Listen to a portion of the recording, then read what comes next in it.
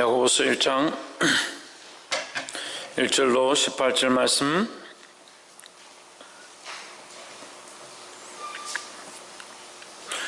다 찾으신 줄 알고 한 절씩 교독으로 읽겠습니다. 하나님과 주 예수 그리스도의 종 야고보는 흩어져 있는 12지파에 문안하노라.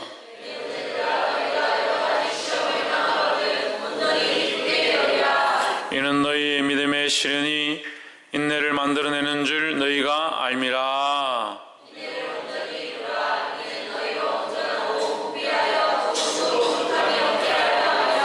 너희 중에 누구든지 지혜가 부족하거든 모든 사람에게 후히 주시고 꾸짖지 아니하시는 하나님께 구하라. 그리하면 주시리라.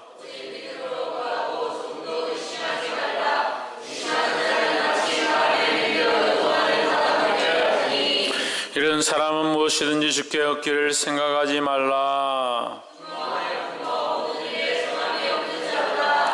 낮은 형제는 자기의 높음을 자랑하고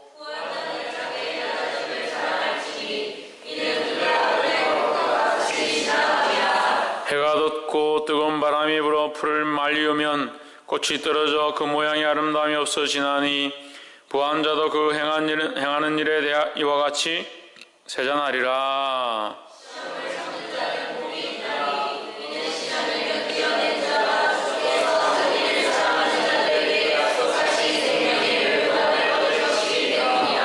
사람이 시험을 받을 때에 내가 하나님께 시험을 받는다 하지 말지니 하나님은 악에게 시험을 받지도 아니하시고 친히 아무도 시험하지 아니하시느니라.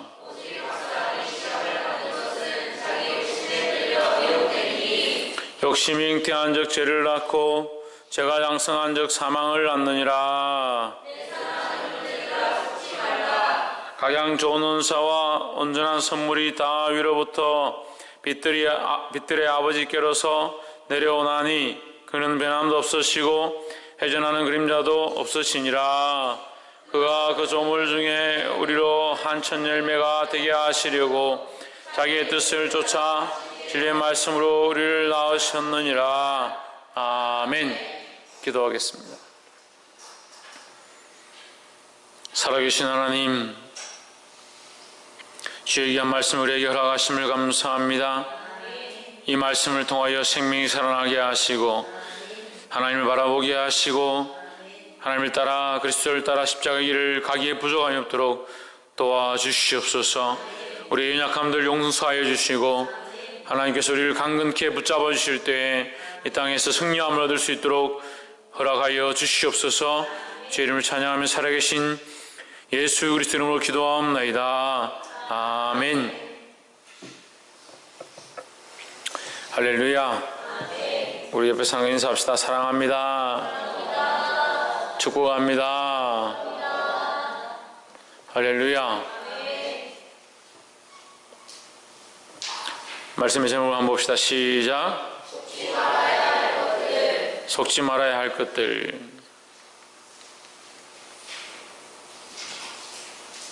속지 마시기를 주 이름으로 축원합니다. 속지 않으려면 어떻게 해야 합니까? 깨어 있어야 한다. 그렇죠? 깨어 있는 것은 어떤 것을 깨어 있다 합니까? 하나님을 바라보고 있는 것이죠. 할렐루야.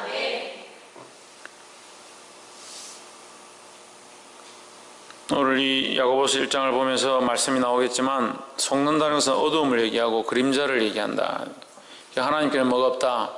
어두움과 그림자가 없다라는 거죠. 그러니까 우리가 바라볼 분 하나님을 똑바로 바라보면 속지도 않고 어두운 가운데도 없고 그림자에 들어갈 이유가 없다라는 겁니다. 근데 상태가 안 좋은 것은 뭐냐? 그림자 가운데 있는 상태를 얘기하는 거예요.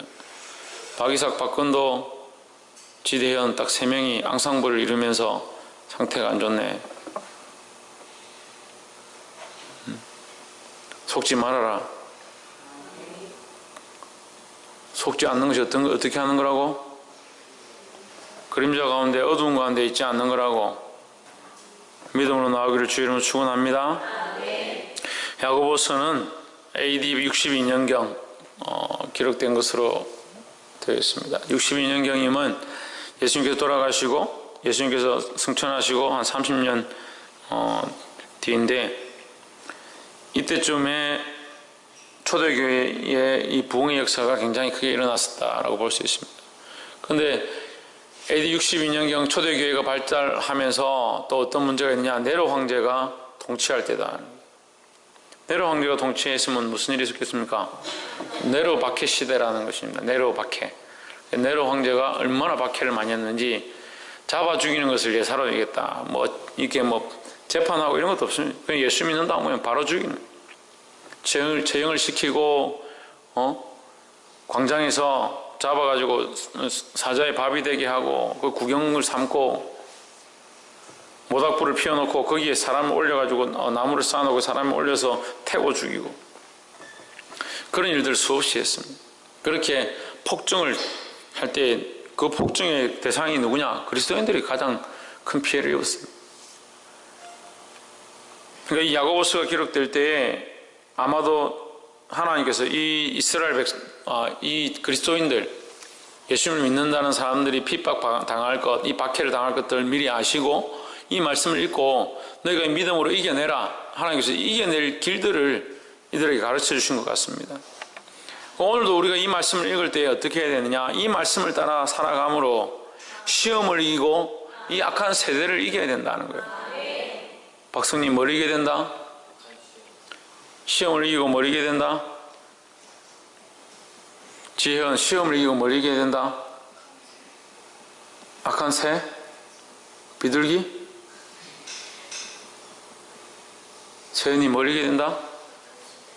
악한 시대, 이 시대를 이겨야 된다. 시대가 좋죠. 문화가 좋고 재밌는 것이 많고 오락이 많고 사람들의 마음을 빼앗는 것들이 많습니다. 이 시대에 마음을 뺏기지 말아야 된다. 할렐루야. 이 말씀을 통해서 우리가 이 시험을 이기고 이 시대를 이기고 하나님의 영광을 드러내는 자들이 되기를 주 이름으로 축원합니다. 옆에서 한번 보시죠. 시험에 이겨서 하나님을 기쁘시게 합시다. 할렐루야. 야고보서 1장 1절 하나님과 주 예수 그리스도의 종 야고보는 흩어져 있는 12지파에게 문안하노라 했습니다. 하나님과 주 예수 그리스도의 종 야고보는 흩어져 있는 12지파에게 문안하노라. 이 12지파는 이스라엘 백성 가운데 있는 그리스도인들 얘기하는 겁니다. 이제 이 이스라엘 족속을 얘기하는 건 아니죠. 이미 이제 구약의 시대는 지나갔으니까 이스라엘 백성을 가리킵니다. 강태석 씨, 하나님 믿습니까? 하나님 믿고 주 예수 그리스도를 믿으면 우리는 누구다? 하나님과 그리스도의 종이다. 종은 누가 주인이냐? 예수 그리스도가 주인입니다. 우리는 예수 그리스도의 종이고 예수 그리스도가 우리의 주인인데 내 마음대로 내 하고 싶은 거 다 하고 먹고 마시고 즐기고 내 즐기고 싶은 것들 다 하고 어떻게 우리가 그리스도의 종이에요? 할 거 다 하면서 어떻게 내가 하나님의 종이라고 할 수 있느냐, 하나님 믿는다라고 할 수 있느냐는 거예요. 복이 되기를 주 이름으로 축원합니다. 이절에 내 형제들아 너희가 여러 가지 시험을 만나거든 온전히 기쁘게 여기라 했습니다. 뭘 만나면? 시험을 만나면 시험은 결국 뭘 준다? 기쁨을 준다. 그 시험이 오는 것은 우리에게 결국 뭘 주기 위해서? 기쁨을 주기 위해서. 근데 시험이 기쁘지는 않죠. 시험이 기쁘지는 않습니다. 하지만 그 시험을 잘 치는 자, 학교에서 시험을 치는데 시험을 좋아하는 사람이 누가 있겠습니까? 학교 시험도 마찬가지예요. 학교에서 시험을 치러 갔다. 이거 시험하고 이 시험하고 다르지만 어쨌든 시험을 치러 갔다. 그걸 시험을 쳤는데 성적이 잘 나오고 성적이 올라가고 자기가 기대했던 것보다 좋으면 기쁘죠. 근데 열심히 공부하지도 않고 성적도 안 나오고 하면 시험이 싫은 거예요. 마찬가지 영적인 시험도 마찬가지입니다. 우리를 시험해서 하나님 원하시는 자가 되게 하고 우리를 뭐한다? 온전케 하기 원한다. 우리를 온전케 하기 원하는데 그게 안 되면 이게 기쁘지 않습니다. 시험을 당할 때 우리가 어떻게 해야 되냐? 기쁘게 여겨야 된다는 것은 뭡니까? 이겨낼 수 있어야 된다는 거죠. 그래서 3절에 보면 이는 너희의 믿음의 시련이 인내를 만들어내는 줄 너희가 알미라 했습니다. 믿음의 시련이다. 무슨 시련이다? 믿음의 시련. 믿음의 시련이다. 그럼 시련은 왜 오느냐? 믿음이 있는 자에게 오는 거죠. 믿음이 없는 자에게 시련은 없다. 믿음이 없는 자들이 받는 시련은 그건 시련이 아니고 자기들이 살고 싶은데 살기 때문에 받는 거지, 그건 시련이 아니고, 우리가 믿음으로 살면 그것이 시련이다 할 수 있고, 믿음으로 사는 자가 당하는 것이 고난이고, 믿음으로 사는 자들이 당하는 것이 환난이다 하는 거예요.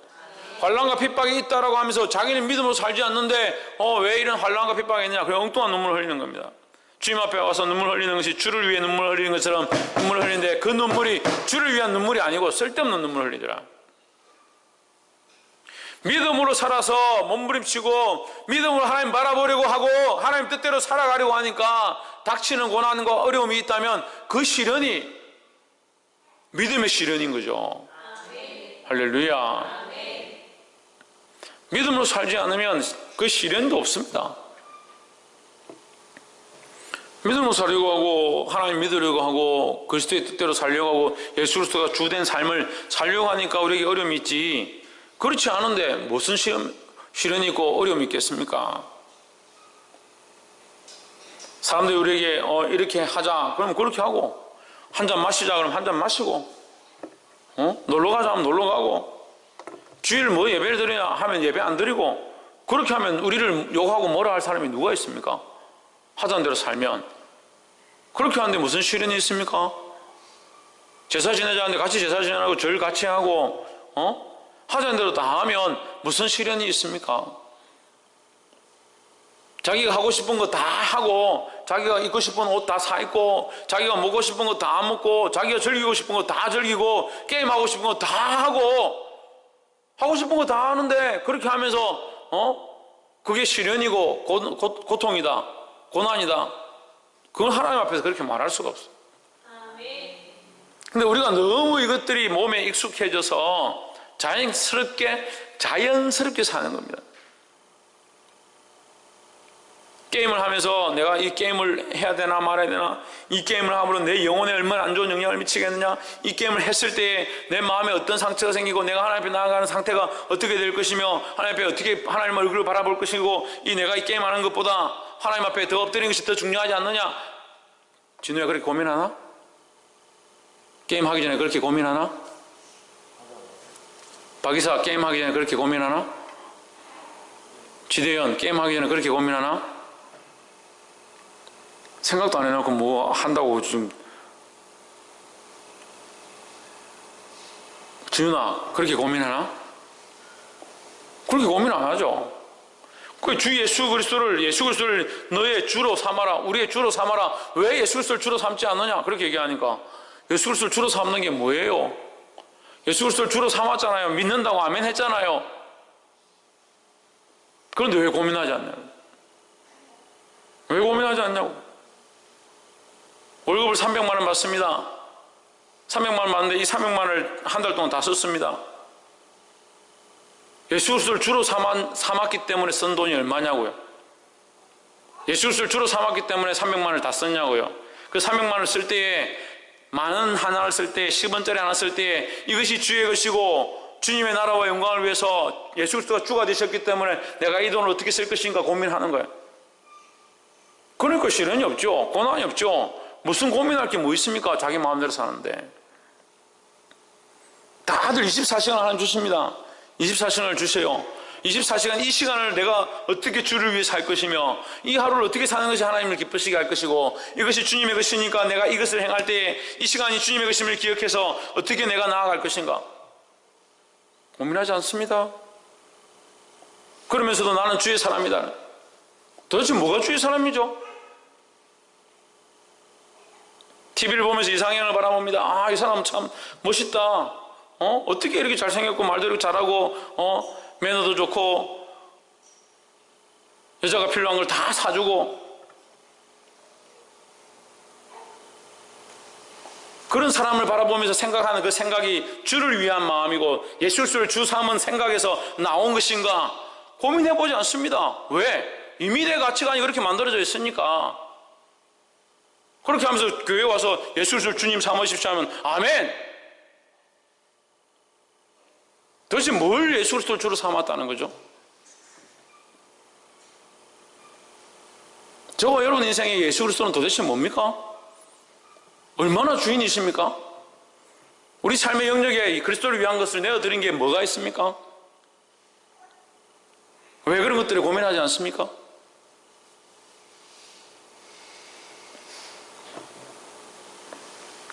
(1999년도와) (2000년도에) 애니콜 신화라는 삼성 지금 갤럭시라는 이름으로 바뀌었는데 핸드폰이 처음 시작할 때 애니콜이었습니다. 애니콜 신화라는 게 터지면서 한국에 휴대폰이 100만 대 팔렸다. 그래가지고 난리가 났습니다. 근데 그 애니콜에 들어가는 액정, 이 액정을 제가 이렇게 만들어서 삼성 무슨 사업부에 납품을 해야 됩니다. 하필 2000년도에 제가 울산대학교 입학을 했습니다. 울산대학교 입학을 했죠. 자식은 둘을 낳아놨죠. 그 기저귀 차고 걸어다니고 한 놈은 기어다니고 그렇게 할 때 회사 가면 분량이 산더미같이 쌓여있습니다. 이 캐파가 그 생산해내는 물량이 10배가 증가했습니다. 10배가. 사람은 그대로인데 생산량이 10배가 증가했습니다. 분량은 현장에 가면 분량이 터져가지고 이걸 감당을 못한다고 왜 이런 물건을 만들었냐 하고 삼성전자는 내려와가지고 분량 분석을 해라 하고 라인 다 세우고 심지어는 물건 박스로 물건 보낸 걸 낙하치를 해서 갖다 쓰레기통에 버리는 사진을 찍어서 보내주고 이런 쓰레기를 왜 우리한테 납품하느냐. 몇 달을 집에 가지 못하고 잠을 거의 못 잤습니다. 삼성에서 505시간을 근무했어요. 555시간을 근무했습니다. 아직도 기억합니다. 인사학과에서 연락이 왔습니다. 현장에서 일합니까? 아니요. 주간 사무직에 근무합니다. 뭐합니까? 기술자입니다. 근무를 왜 이렇게 많이 했습니까? 그때 친구들 월급이 제가 기억에 한 80만 원? 그렇게 기억하고 있는데 제가 얼마나 받았냐면 월급이 거의 200만 원 가까이 나왔어요. 일을 너무 많이 하니까 250만 원인가 하여튼 그렇게 나왔어요. 그 인사학과에서 난리가 난 거죠. 왜 이 사람은 일을 이렇게 많이 하는 거예요. 근데 그때에 제가 잠을 안 자고 그렇게 할 수 있었던 거예요. 학교를 가서 수업을 하고 수업도 뭐 제대로 못했지만 수업하고 다시 회사를 갑니다. 회사를 가서 밤새도록 일을 합니다.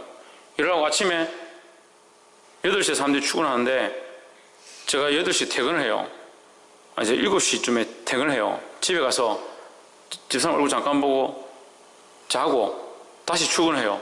8시에. 또 일을 합니다.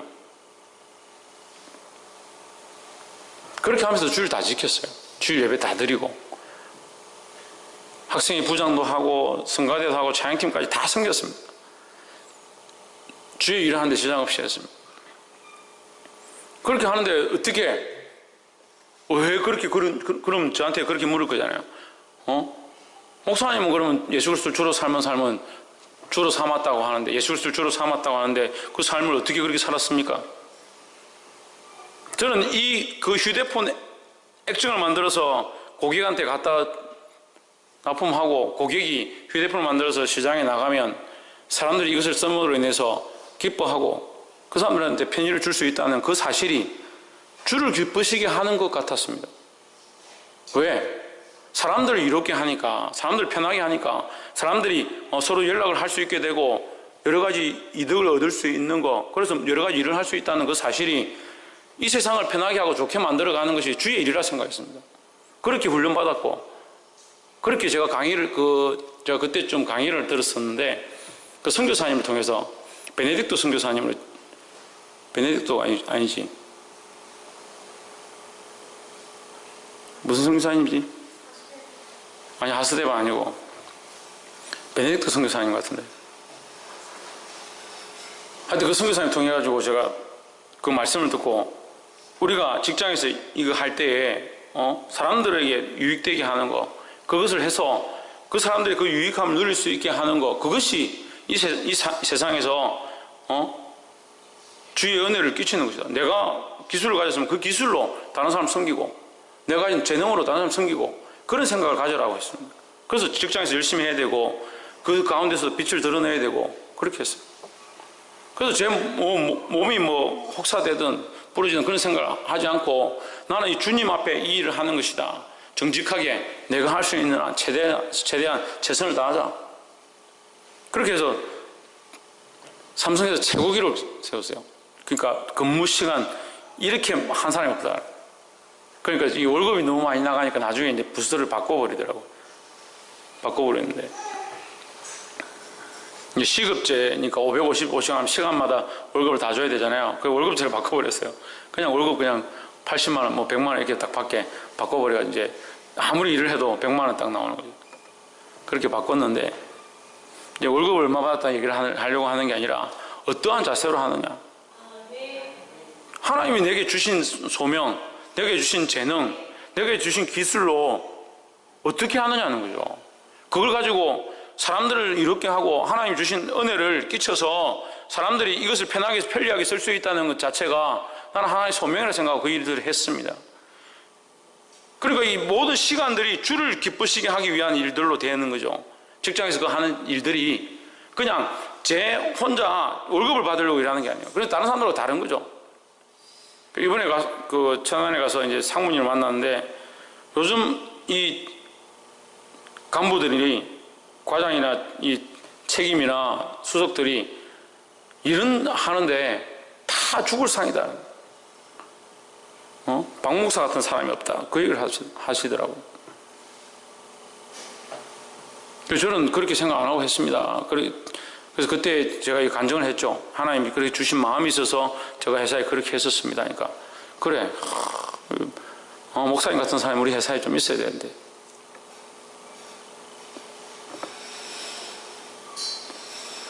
자고 일어나서 제가 이 교회를 개척하고 처음에 그 얘기를 했어요. 우리 성도들한테. 자고 일어나서 아침에 화장실에 앉아서, 하나님, 오늘도 무사히 자고 일어나게 하심을 감사합니다. 이빨 닦으면서, 주님 내게 치아를 주심을 감사합니다. 세수를 하면서 내게 얼굴을 주심을 감사합니다. 차를 타고 가면서 오늘 하루를 주님과 함께 동행하게 하시고, 오늘 이 차에도 주님이 함께 하심을 감사합니다. 주님과 동행하는 삶을 살고, 껍데기가 예수를 믿는 게 아니라 내 속사람까지 예수를 믿어야 되는 거예요. 할렐루야. 주를 위해 살지 않으면, 예수 그리스도가 주가 되지 않으면 우리가 받는 시련이나 고난이 있다 하더라도 그건 시련과 고난이 아닙니다. 믿음의 시련을 싸우지 않는, 믿음의 고난을 당하지 않는다는 거예요. 믿음으로 결단하지 않습니다. 주의를 지켜야 되는데 어디 가야 될 일이 있다. 나는 믿음으로 이 일을 지켜야겠다. 내가 주를 위해 이 주의를 지켜야겠다.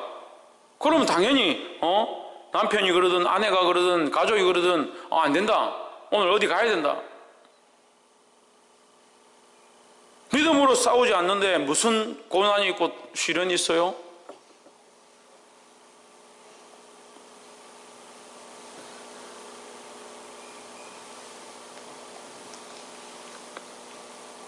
또 제가 청년 한 명 만나서 얘기를 했는데, 나는 주일날 처음 삼성 들어와가지고 주일날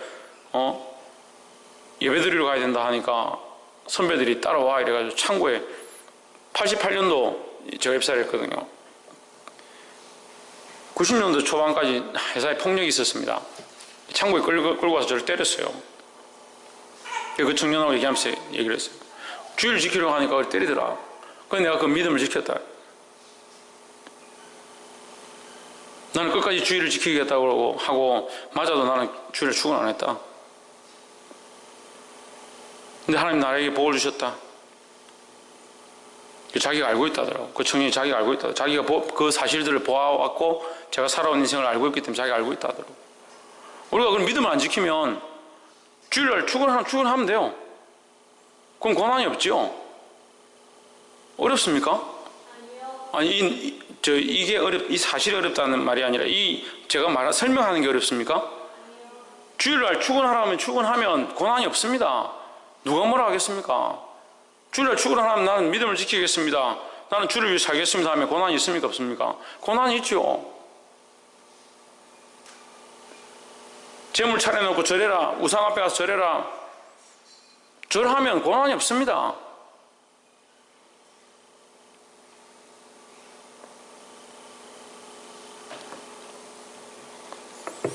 믿음을 지키기를 절기하지 않고 고난받기를 절기하지 않는다. 왜? 왜 고난받기를 절기하지 않느냐? 예수 그리스도가 주가 아니니까. 왜 우리가 그런 고난을 당해야 하느냐 생각하는 거예요.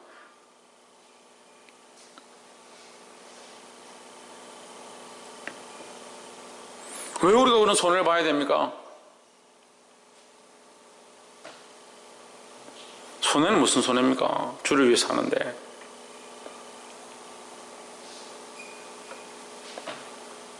사절 인내를 온전히 이루라. 인내를 온전히 이루어야 합니다.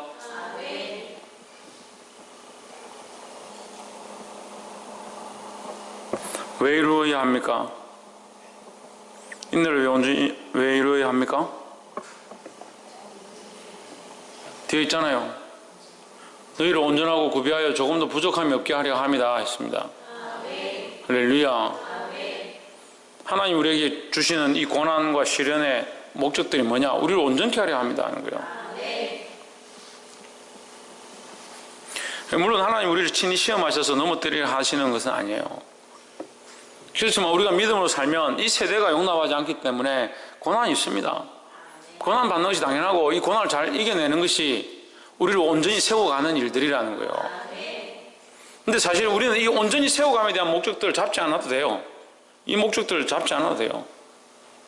뭘만 지키면 되냐? 믿음만 똑바로 지키면 되는 겁니다.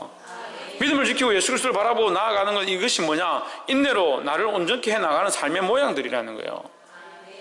그게 뭡니까? 방향성을 그리스도에게로 맞추고 있으면 자연스럽게 고난이 닥치고 그리스도에게로 내가 믿음으로 계속 나아가면 인내가 필요하고 그 인내 가운데 우리가 점점 어떻게 되냐? 온전케 되어져 가는 거죠.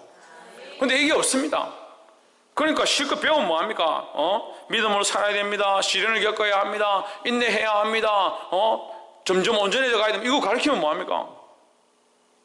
방향이 안 됐으니까 이만큼 가르쳐 놓으면 방향이 어딘지 모르고 또 헤매고 또 이만큼 가르쳐 놓으면 여기 가서 어디가 방향인가 헤매고 저기까지 가르쳐 놓으면 저기 가서 어디가 방향인가 헤매는 거예요.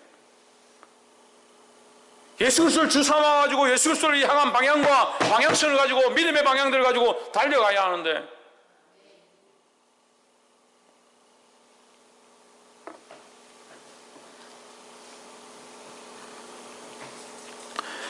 깨달아 알게 되길 주의 이름으로 축원합니다.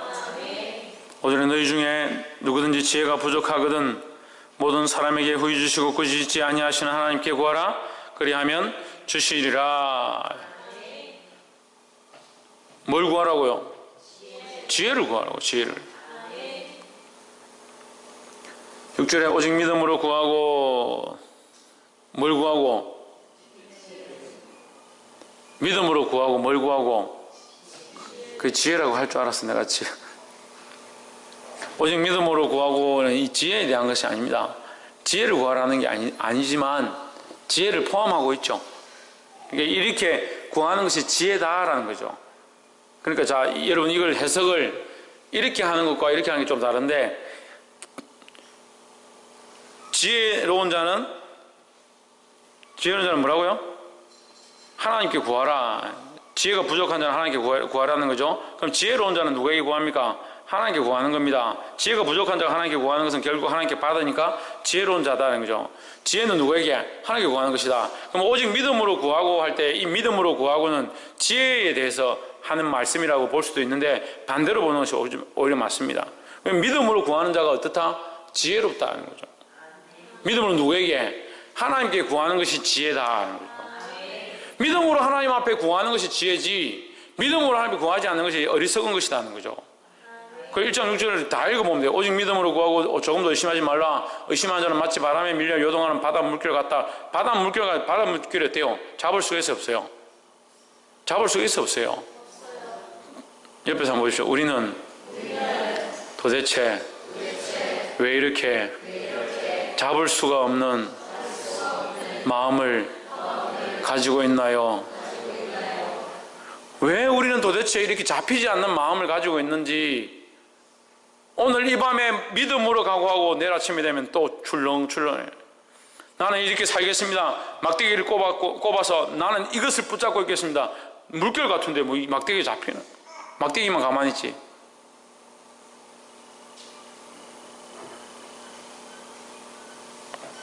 바다 물결 같다. 이런 자 어떤 자다? 어리석은 자다. 어리석은 자. 믿음이 없는 자들이 어리석은 자다 하는 거예요. 믿음이 있는 자들은 지혜로운 자다는 겁니다. 그러니까 자꾸 어리석은 사람들을 제가 많이 구경합니다. 많이 봅니다. 지혜로운 자들이 되기를 주의 이름으로 축원합니다. 믿음으로 구하고, 믿음으로 싸워서 승리하고, 믿음으로 강구하고. 할렐루야. 7절에 이런 사람은 무엇이든지 주께 얻기를 생각하지 말라. 두 마음을 품어 모든 일에 정함이 없는 자로다 하십니다. 여기에 바다 물결 같다는 마음, 바다 물결 같은 마음을 뭐라고 하냐? 두 마음이다. 두 마음. 하나님을 바라보는 마음이 아니고 두 마음이다. 그러니까 안 잡힌다는 게 안 잡힌다는 거죠. 예수 그리스도를 주로 삼았다는데 주가 하나 더 있습니다. 주가 둘이야. 자기의 주인이 둘이야. 그냥 여기 붙었다 저기 붙었다 하는 거예요. 그러니까 이게 안 되는 거죠. 정함이 없다. 정해진 것이 아니다 하는 거예요. 오늘 이 밤에 정하시기를 주의 이름으로 축원합니다. 뭘 정합니까? 예수 그리스도를 주로 정해야 합니다. 거기에 대한 믿음을 가지고 확신을 가지고 하나님 앞에 구하시기를 주의 이름으로 축원합니다. 이게 뭐라고요? 이게 지혜로운 거라고요. 예수 그리스도를 믿고 믿음으로 그분에게 구하는 것, 그것이 지혜로운 겁니다. 어리석어서 두 마음을 품어서 바다 물결처럼 요동하는 자가 되지 않기를 주의 이름으로 축원합니다. 9절 낮은 형제는 자기의 높음을 자랑하고 부한 형제는 자기의 낮음을 자랑할지니 이는 풀의 꽃과 같이 지나감이라 했습니다. 자, 이 9절을 보면 이게 조금 어려운 말씀 같지만 어렵지 않습니다. 9절 낮은 형제는 자기의 높음을 자랑하고,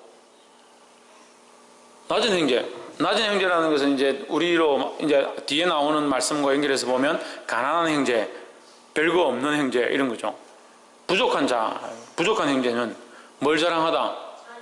자기의 높음을 자랑하라. 그 가난하고 부족하고 아무것도 없는데 뭘 높음을 어떻게 자랑하느냐? 이런 거죠. 우리가 겸손하고 부족하고 아무것도 없지만 주님께서 우리에게 역사하실 것들을 믿습니다. 주께서 우리 교회를 부흥케 하실 것들을 믿습니다. 그럼 뭘 자랑하는 거예요? 하나님을 자랑하는 거죠. 하나님이 내가 태현 형제가 다른 교회 다녔는데 내가 만났다. 태현 형제 하나님께서 우리 교회 하는데 지금도 역사하고 계시고 우리에게 놀라운 것들을 부어주실 줄 우리가 확신한다. 그럼 뭘 자랑하는 거예요? 높은 걸 자랑하는 거예요. 높게 하실 것들을 자랑하는 거예요. 지금 내 처지는 낮은 데 있지만, 내 처지는 가난한 데 있지만, 내 처지는 지금 부족한 데 있지만 우리가 뭘 자랑하고 있느냐? 높음을 자랑하는 겁니다. 하나님의 높으심을 자랑하고 하나님 우리 가운데 행하실 것들 자랑하고 우리 가운데 부으실 것들 자랑하는 겁니다. 할렐루야. 그럼 여기 뭐가 필요합니까? 이렇게 자랑하려면 뭐가 필요합니까? 예? 믿음이 필요하죠. 그래서 야고보서는 뭐냐? 믿음의 성경이다. 믿음의 성경. 히브리서는 믿음의 성경이죠. 목사님 또 야고보서 와가지고 또 믿음의 성경이랍니까? 야고보서를 행함의 성경이라죠. 행함이 있어야 된다 하죠. 행함이 없는 믿음은 죽은 믿음이다. 그럼 여러분, 행함이 없는 믿음은 죽은 믿음이라 할 때 믿음을 말하겠습니까? 행함을 말하겠습니까? 믿음을 말하는 거죠. 그 죽은 믿음을 가지 말라고 얘기하는 거죠. 10절에 부한 형제는 자기의 낮음을 자랑할지니, 그 부한 형제들은 교만하지 말라는 거죠. 그 자기의 것이 아니다. 내 것이 아니라 하나님의 것이다. 그러니까 하나님이 높으시고 나는 아무것도 아니다. 자기 낮음을 자랑하라는 거예요. 왜? 그 가진 것들은 결국 풀의 꽃과 같아서 해가 나고 가뭄이 오고 이러면 시들고 없어진다. 왜 없어질 것들에 너희의 소망을 가지고 너희 자랑거리를 삼느냐라는 거죠. 11절 해가 떴고 뜨거운 바람이 불어 풀을 말리면 꽃이 떨어져 그 모양의 아름다움이 없어지나니 부한 자도 그 행한 일에 이와 같이 쇠잔하리라. 때가 되면 다 없어진다. 쇠잔하다. 없어질 것이다 이 말이에요. 그러니까 우리는 뭘 바라봐야 됩니까? 쇠하지 아니하시는 하나님, 변하지 아니하시는 하나님 바라봐야 된다는 거예요. 박이상 뭘 바라봐야 된다? 변하지 아니하시는 하나님 바라보기를 주의 이름으로 축원합니다. 변하지 아니하시는 하나님을 바라보는 것이 뭡니까? 홍진우 두 자는 뭡니까? 그럼 믿음이죠. 변하지 아니하시는 하나님을 바라보는 것이 믿음이라는 거예요. 12절 시험을 참는 자는 복이 있도다. 이것에 옳다 인정하심을 받은 후에 주께서 자기를 사랑하는 자들에게 약속하신 생명의 멸류관을 얻을 것임이니라 했습니다. 그래서 이 말씀의 전반적인 것, 결국 우리가 생명의 멸류관을 얻게 되는데, 여기 생명의 멸류관을 얻는데 뭐가 필요하냐? 믿음이 필요하죠? 믿음이 필요하죠. 그래요. 믿음이 없는데 어떻게 생명의 멸류관을 얻어요?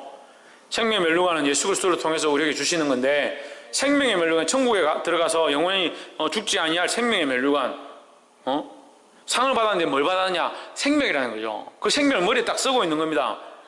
그래서 생명의 멸류관이죠. 이해가 안 돼요?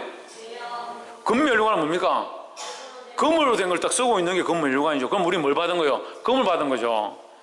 그럼 생명의 멸류관은 뭡니까? 생명을 머리에 딱 쓰고 있는 거죠. 그래서 생명이 머리에 딱 쓰고 있으니 내게 된 거죠. 내게. 생명이 내게 된 거죠. 생명의 멸류관을 우리가 얻는다. 누굴 통해서? 예수 그리스도를 통해서. 그럼 어떻게 얻습니까? 믿음으로 얻죠. 믿음으로. 어떠한 것도 아니라 믿음으로 얻습니다. 믿음으로. 할렐루야.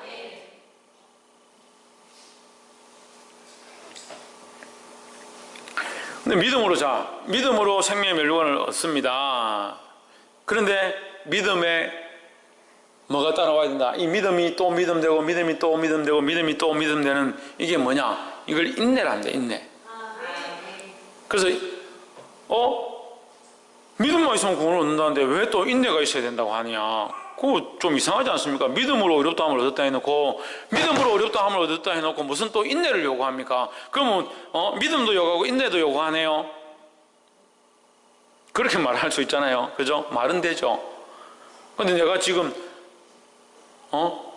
1970년도 태어나서 예수님을 믿었다. 1980년도부터 예수님을 안 믿었다. 지금 나는 생명의 멸류관을 얻을 것이다. 말이 됩니까? 세인이가 몇 달 전에 우리 교회 오기 전까지 믿음이 없었다. 여기 와서 지금 믿음이 생겼다. 생명의 멸류관을 얻을 것 같아요? 조금만 바꾸면 대답을 해. 세인이가 우리 교회 올 때 믿음이 있었다. 지금 믿음이 없다. 생명의 멸류관을 얻을 것 같아요? 못 얻죠? 그러면 우리 교회 올 때 믿음이 없었다. 지금 믿음이 있다. 생명의 멸류관을 얻을 것 같아요? 얻지요? 왜 그렇습니까? 왜 그렇습니까? 하나님 지금 현재의 하나님입니다. 현재의 하나님. 내가 지금 믿음을 가지고 있느냐는 거예요. 지금. 그래서 어떤 사람들은 그런 얘기합니다. 내가 죽을 때 돼가지고 눈 감기 전에 내가 하나님 믿겠습니다. 예수 믿겠습니다. 이렇게 하면 나 천국 가지. 내 마음대로 살다가. 천만의 말씀입니다. 그럼 반대로 물어봅시다. 언제 죽습니까? 그거 알면 저도 좀 가르쳐주세요. 강태석 씨, 저한테 좀 가르쳐주세요. 언제 죽는지. 예? 알면 내가 그때 전화할게. 그때 전화해가지고 기도하고, 천국 잘 가시라고 내가. 그거 아는데 왜 사람들이 그냥 죽어요? 죽기 전에 예수 믿겠다는 사람들이 왜 그냥 죽어요? 심지어는 예수 잘 믿다가 죽기 전에 부인하는 사람들이 있어요. 죽기 전에. 장로로 살다가, 심지어 목사로 살다가 죽는데, 이제 운명이 다 돼갑니다. 가족들 오십시오. 그런데 막 소리 지르면서 나 하나님 안 믿을래. 막 그렇게 하고 죽는 사람이 있어.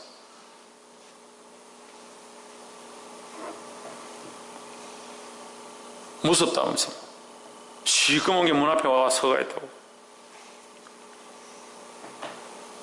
죽을 때 보면 표시가 많이 납니다. 우리가 죽어서 천국 가는지 지옥 가는지 알 길이 별로 없지만 표정을 보면 우리가 느끼는 거죠. 죽을 때 보면. 죽는 사람들 보면 알아요. 가서 한번 보세요. 평안하게 죽었는가? 악을 쓰면서 고통스럽게 죽는가?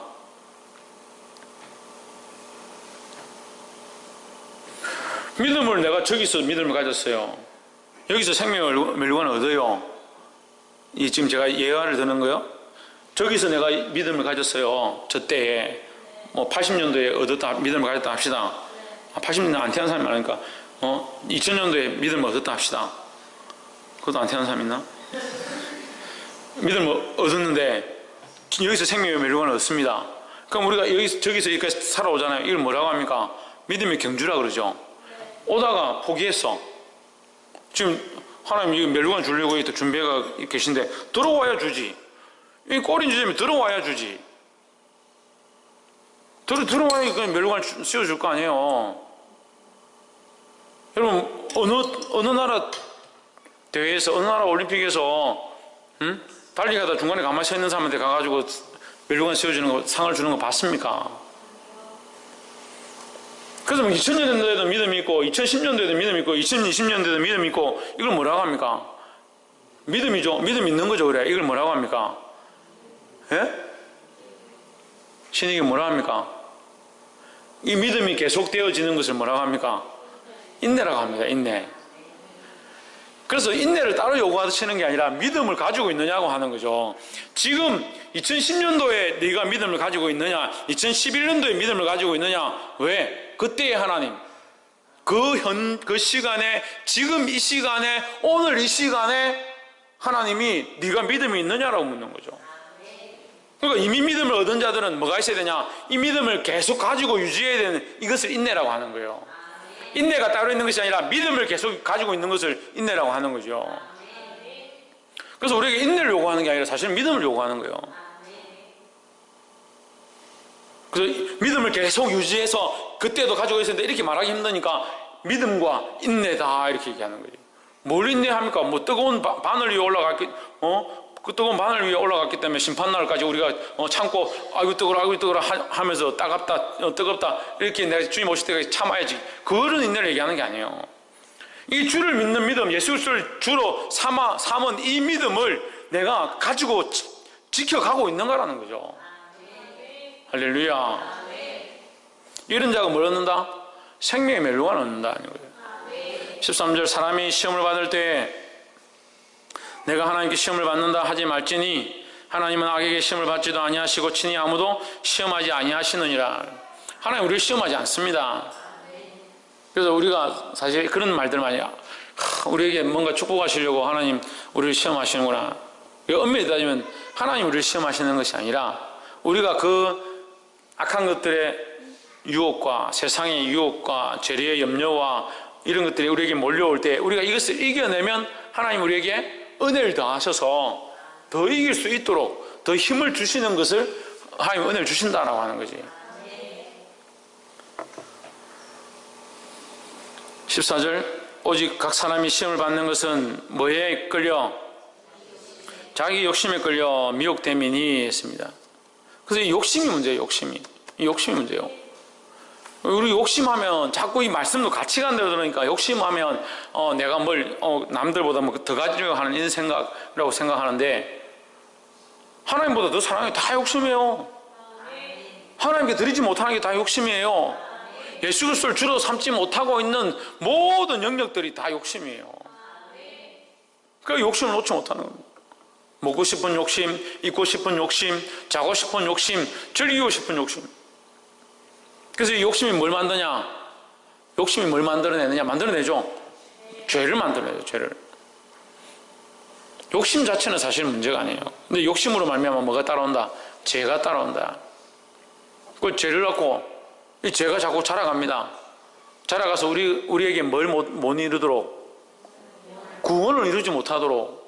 그래서 우리에게 생명의 멸류관이 있는데 봐요. 믿음을 가지고 쭉 살아와서 견디면 끝에 뭘 얻어요? 생명의 멸류관을 얻는데 믿음으로 살지 않는 자는 뭐가 있다? 욕심대로 사는 거죠. 그 믿음과 욕심, 우리 앞에 이 두 가지가 있는 겁니다. 그럼 믿음으로 살겠습니까? 욕심대로 살겠습니까? 근데 사실 우리가 욕심대로 많이 살죠. 저도 마찬가지예요. 나도 아주 연약해서 욕심대로 많이 살아요. 근데 어디 떨어지지 않으려고, 이 믿음에서 떨어지지 않으려고 노력하는 거예요. 그리고 욕심을 따라서 그냥 가버리면 어떻게 돼요? 거기 죄를 낳기 시작하고, 그 죄가 자라서 결국 이 생명의 멸류관을 얻지 못하고 사망 가운데 들어가게 만드는 거예요. 그래서 뭘 낳는다? 결국 사망을 낳는다는 거예요. 복이 되기를 주 이름으로 축원합니다. 세상을 사랑하는 것, 먹고 마시는 것, 그 모든 욕심들을 버리기를 주 이름으로 축원합니다. 16절, 내 사랑하는 형제들아 속지 말라. 제발 좀 속지 마십시오. 정신을 차리십시오.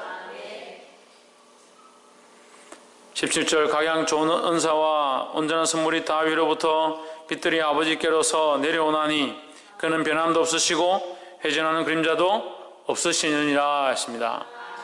할렐루야. 변하지도 않고 그림자도 없다. 그럼 우리도 어떻게 해야 되냐? 변하지 않고 그림자 없는 곳 가운데 있어야 되는데 그림자에 가지 말라는 거예요. 믿음에서 떨어져서 멀어져서 세상이 원하는 어둠의 자리에 서지 말고 하나님 원하시는 자리에 서기를 주 이름으로 축원합니다. 18절, 그가 그 조물 중에 우리로 한 천열매가 되게 하시려고 자기의 뜻을 쫓아 진리의 말씀으로 우리를 낳으셨느니라 했습니다. 야고보서 1장 18절 이 말씀 굉장히 중요한 말씀입니다.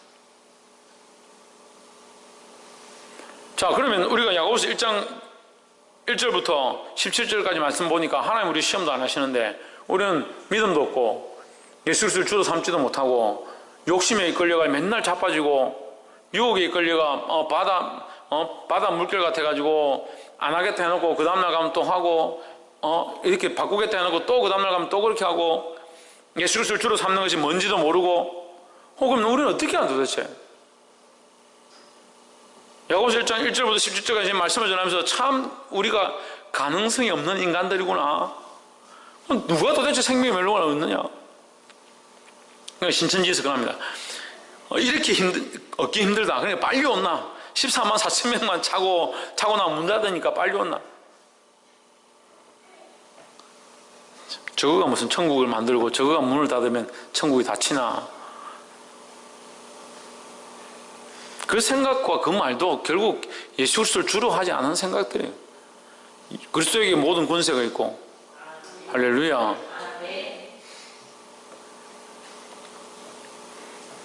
그런데 우리가 이렇게 가능성이 없음을 알고 18절 말씀 주시는 거예요. 우리가 이렇게 안 되니까 그가 그 피조물 중에 우리로 한 천 열매가 되게 하시려고 한 천 열매가 뭐예요? 천 열매는 성경의 천 열매라는 것은 예수 그리스도죠. 무슨 천 열매입니까? 예? 부활의 천 열매죠. 부활은 뭐가 부활한 겁니까? 뭐가 부활했냐고. 뭐가? 예? 김태현. 생명이죠. 생명이 다시 태어났죠. 다시 살아났죠. 그 생명이 다시 살아난 것을 부활이라고 하는 거죠. 예수님이 첫 열매가 되셨다. 다시 살아남에 대한 이 생명을 다시 얻게 됨에 대한 영원한 생명을 얻는 것에 대한 첫 열매가 되셨다는 거죠. 할렐루야. 이것을 믿습니까? 그래서 우리도 예수님이 죽었다가 뭐가 죽어요? 예? 한 번 죽을 생명이 죽었다가, 우리도 한 번 죽을 거죠. 한 번 죽을 생명이 죽었다가, 그러니까 예수님은 죽음을 맛본 거예요. 한 번 그 생명이 주어진 그 생명이 죽은 거예요. 죽고 나서 그 생명으로 다시 나신 게 아니라 새로운 생명, 영원한 생명으로 다시 나셨다. 그래 이것이 부활이잖아요. 이것이 부활이라는 거죠. 이 다시 태어나서 새 생명을 얻는 새로운 열매를 얻은 첫 번째 예수 그리스도라는 거죠. 할렐루야. 그런데 그가 그 피조물 중에 누구로? 우리로. 예수님이 첫 번째 첫 번째 열매인데, 부활의 첫 열매인데, 우리로 왜 한 첫 열매가 되게 하시려고, 그럼 이것도 문자적으로, 신천지 마음대로 해석하면 이죠. 한 명만 천국 가고 나머지는 아무도 못 가네. 그럼 예수님만 첫 번째 열매 되어버렸으니까, 우리는 천국 못 가네. 누가 첫 열매예요? 그런데 말이 안 되잖아요. 이 단어가 그렇게 하면 말이 안 되잖아요. 우리는 이미 복수잖아요. 우리라는 말은 하나가 아니잖아요. 그죠? 우리라는 말은 무수한 존재들을 말하는 거예요. 한도 끝도 없는 존재를 말하는 거죠. 그러니까 우리로 누구나 뭐가 된다? 한 첫 열매가 된다. 그러면 예수님이 부활하셨는데 우리가 어떻게 첫 번째 열매가 되냐? 근데 여기서 한 첫 이라고 얘기하는 이게 중요한 것 같아요. 한 첫. 천정민. 대답을 안 하나? 너무 기뻐서. 천정민 2, 천정민 3 없잖아. 한 명밖에 없잖아. 신희경 한 명밖에 없잖아요. 박이사 한 명밖에 없잖아. 그러니까 박이사기가 부활하면 한 첫 열매요. 왜? 박이사기가 2명, 3명 아니니까. 박이사기가 2명, 3명 부활하면 이거 첫 열매, 박이사 2 열매, 박이사 3 열매 이렇게 해야 되는데 박이사 한 명밖에 없잖아요. 그럼 하나님은 이것은 우리에게 또한 이렇게 말씀하는 거예요. 네 한 영혼을 내가 살린다는 거예요. 우리 각자의 한 영혼을 열매로 살리신다는 거죠. 우리지만 이 모든 사람들이 구원을 얻을 수 있지만 예수 그리스도를 믿는 자 각자에게 하나님께서 구원의 생명을 주신다는 겁니다. 할렐루야. 그러니까 우리는 다 첫 열매가 되는 거예요. 그래서 이 말씀은 이제 히브리서 말씀 우리가 돌아서 가만히 생각해 보면 우리를 장자로 부르셨다 이렇게 했잖아요. 그죠? 그럼 웃기잖아. 장자가 정근지 장자가 뭐예요? 예? 그 집에 첫째를 장자라 하잖아요. 그 집에 첫째는 한 명밖에 없는데 우리를 그 집에 하나님 나라의 장자로 부르셨다. 그럼 니도 장자고 내도 장자고 그건 말이 안 되잖아. 우리 중에서 제일 키 크든지 제일 나이가 많든지 한 사람이 장자가 돼야 되잖아. 근데 우리를 다 장자로 부르셨다고 했잖아요. 그러니까 이것 또한 그런 의미라는 거죠. 우리를 다 각자 한 영혼으로 한 생명으로 하나님께서 가장 귀하게 여기신다는 것을 표현하는 거예요. 할렐루야. 첫 열매가 되게 하시려고 자기의 뜻을 따라 하십니다. 이것은 사람의 뜻으로 안 된다. 절대 사람의 방법과 사람의 뜻으로 안 된다. 하나님 뜻으로만 된다는 거예요. 할렐루야. 이것이 은혜입니다. 이게 사람의 뜻으로 했으면 변했겠죠. 뭔가 바뀌었겠죠. 문제가 있었겠죠. 그렇지만 하나님 뜻을 따라 했다 하는 거예요. 진리의 말씀으로 우리를 낳으셨느니라 했습니다. 진리의 말씀으로 우리를 낳으셨다. 하나님의 진리의 말씀으로 우리를 낳으셨다는 거예요. 할렐루야.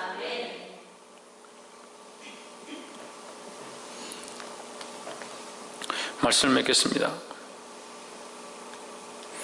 하나님의 뜻이 진리의 말씀으로 우리에게 나타났습니다. 누구를 통해서? 예수 그리스도를 통해서.